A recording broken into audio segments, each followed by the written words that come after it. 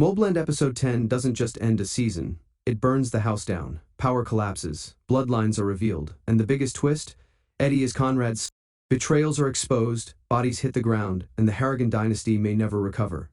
Let's break down the chaos, the secrets, and what it all means moving forward.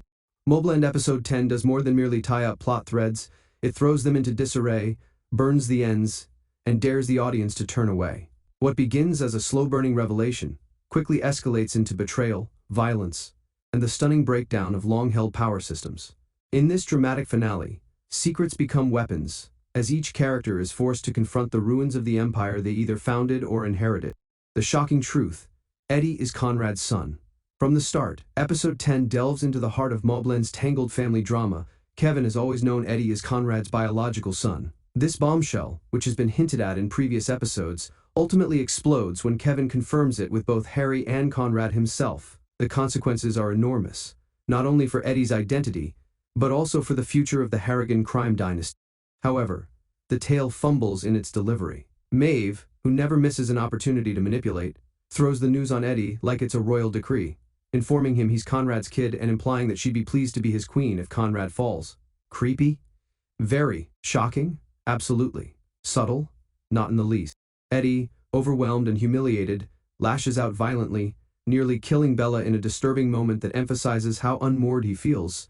It's a moment intended to underline the season-long theme of nature versus nurture. However, the episode falters because this discovery is repeated so many times that it lacks emotional impact. Instead of a Game of Thrones-style, silent, soul-crushing twist, it borders on overkill, both narratively and literally. O'Hara, the rat in the Empire. In another important revelation, Harry confronts O'Hara, the Harrigan's legal fixer, at the shipping yard. The question everyone has been asking all season, who is the rat, is finally answered. It's O'Hara. She admits to surreptitiously working with Richie for 9 months, sending him information about the Harrigan Empire. Her motive? Fear. But here's the problem. The show never gave her enough screen time to make this twist work. Yes, she is technically significant, but the audience never saw her struggle or really exist outside of a few key legal sequences. Her betrayal feels more like a checkbox for shock value than the culmination of a well-developed plotline. Even Kevin scarcely responds when he learns of O'Hara's deceit. If the characters aren't astonished, then why should we be? Conrad, on the other hand, reacts insanely. He believes O'Hara was striving to free him and Maeve from prison. That fantasy demonstrates how distant he and Maeve are from reality.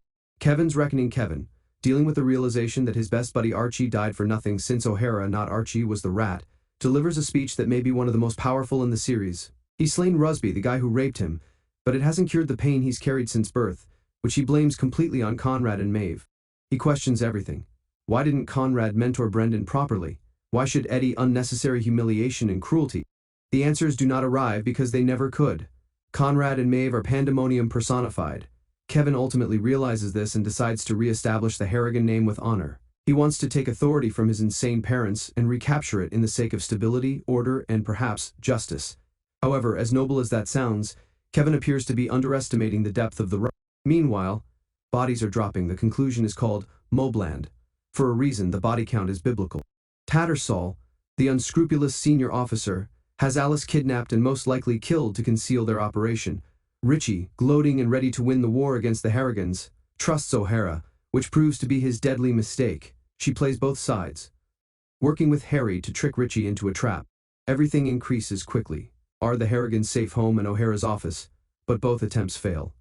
Out one ambush team. Emotional weight to an already stressful scene. Eddie, in particular, vanishes in the pandemonium. Eyes broken, gone rogue, or is plotting anything on his own. The fall of Richie and O'Hara in the last horrific act, Harry and Kevin raid the Sinful Monkey, Richie's headquarters. With Richie's team destroyed, the two Harrigans unleash hell. Richie and O'Hara, whose destiny was set when she attempted to double-cross both sides, are gunned down coldly and efficiently. The message is clear: the old guard has gone, the conflict is over. But peace? That is still up for dispute. The delusions of Conrad and Maeve W. in prison, still plotting and immersed in their mythology.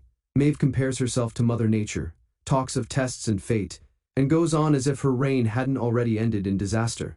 Conrad, too, is smitten with Bella, twisting the knife with each chat. The world has changed.